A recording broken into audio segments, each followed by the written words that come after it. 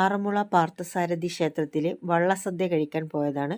പക്ഷെ ഞങ്ങളിപ്പോൾ യൂട്യൂബിലും വാർത്തകളിലും അതേപോലെ പത്രങ്ങളിലും ഒക്കെ കണ്ട ആ 52 പള്ളിയോടങ്ങളിലൂടെ എന്താ പറയുക, ഇങ്ങനെ വരില്ലേ, ഇങ്ങനെ ക്ഷേത്രങ്ങളിലൂടെ ഇങ്ങനെ വരികയും അവരങ്ങനെ പാട്ട് പാടി വന്ന് അതിൻ്റെ മുന്നിലൊക്കെ നിന്ന് പിന്നെ നമ്മളെ പാർത്ഥസാരഥിക്ക് സമർപ്പിച്ച ഒരു പാട്ട് അങ്ങനത്തെയൊക്കെ നമ്മൾ കണ്ടിട്ടുണ്ട്. അതൊക്കെ കണ്ടത് ഞങ്ങൾ യൂട്യൂബിലാണ് കണ്ടത്. പക്ഷെ അതൊന്നുമല്ല, പാഞ്ചജന്യത്തിലെ സദ്യ ഞങ്ങൾ അങ്ങനെ സാധാരണ ഒരു സദ്യ തന്നെയായിരുന്നു.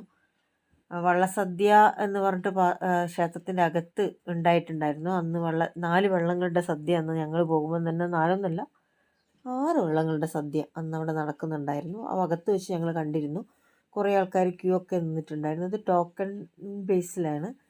60 വള്ളസദ്യ വള്ളക്കാർക്ക് അങ്ങനെ ടോക്കൺ വെച്ചിട്ടാണ് അവരുടെ കുടുംബങ്ങൾക്ക് കൊടുത്തിരുന്നതെന്ന് അവിടെ വെച്ചിട്ട് ചില കാര്യങ്ങളൊക്കെ മനസ്സിലായി.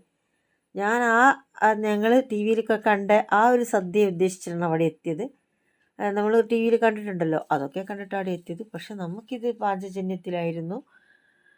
അങ്ങനെ പാഞ്ചജന്യത്തിൽ വെച്ചിട്ട് തന്നെ ഞങ്ങൾ ഭക്ഷണമൊക്കെ കഴിച്ചു. അപ്പം ഞങ്ങളിപ്പം നമ്മൾ ആദ്യം വന്നില്ലേ, എന്താ പറയുക, അതിൽ കരിമ്പുണ്ടായിരുന്നു, അടയുണ്ടായിരുന്നു, അതേപോലെ തന്നെ അവില്, പിന്നെ മുന്തിരി, പിന്നെ ഒരു ഇത്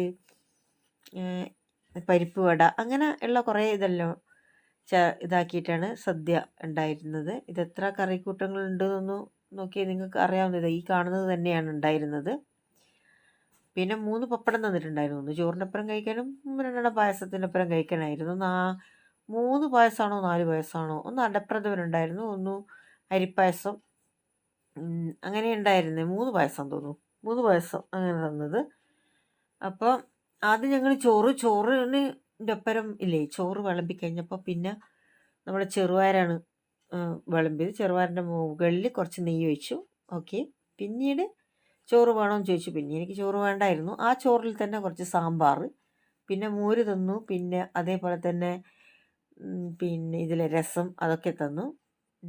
പിന്നെ ഈ കാണുന്നതൊക്കെ ആണ് ഞങ്ങളുടെ ഈ ആറന്മുള സദ്യ എന്ന് പറഞ്ഞിട്ടുള്ളത്. ഇങ്ങനെ ഞങ്ങളെല്ലാവരും അടുത്തടുത്തിരുന്ന് ആദ്യത്തെ ട്രിപ്പ് ഞങ്ങൾ 20 പേരാണ് ഇരുന്നത്. പിന്നെ അടുത്ത ട്രിപ്പാണ് ഇരുന്നത് കണ്ണൂരിൽ നിന്ന്.